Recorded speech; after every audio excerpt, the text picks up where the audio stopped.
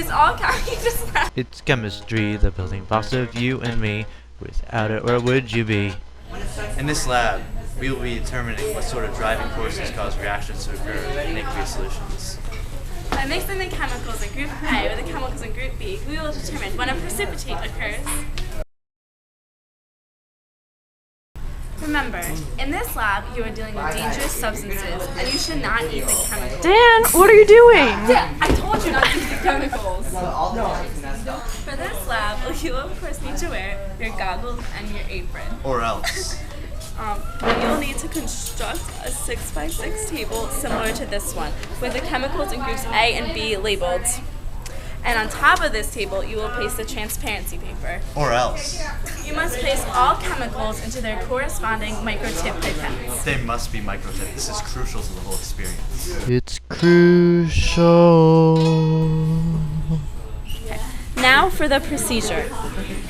Take the chemical in group A and place 4 drops of it on top of the transparency paper. And then take the chemical in group B and place it well above the original chemical, so therefore preventing contamination. And mix 4 to 5 drops of this chemical.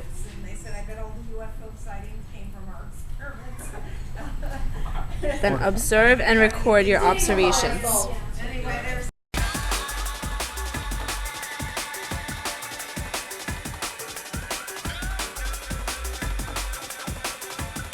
When sodium iodide mixes with the chemicals in group B, no precipitates are formed.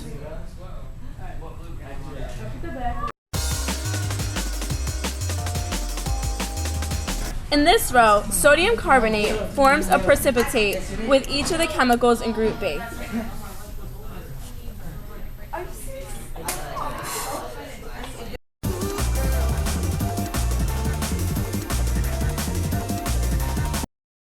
When sodium phosphate mixes with all the chemicals in group B, a precipitate is formed in each one.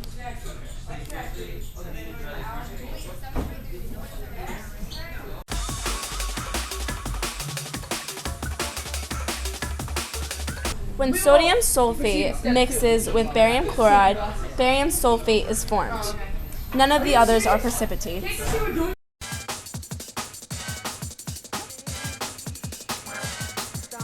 When sodium hydroxide mixes with the chemicals in group B, a precipitate is formed in each one.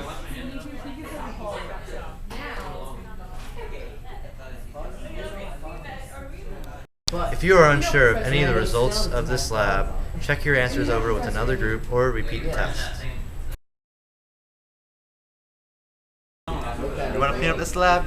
I'll tell you how to clean up this lab. What you do is you take the transparency sheet, fill all the chemicals and everything and whatnot.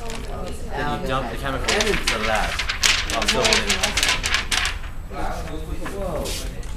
And then you go to the sink, you rinse it off. That, my friends, Remember, for this lab, a number of these compounds are toxic.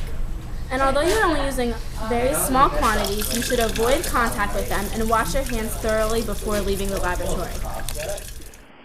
Michael, I don't know where I'd be without you here in chemistry. I think you're really great when you're filled with all that sodium carbonate. You're crucial to the whole experience. You're crucial to the whole experience. Don't let anyone tell you otherwise. I love you Place all chemicals into their corresponding. It's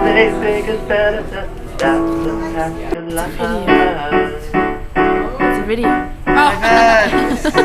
Place all chemicals.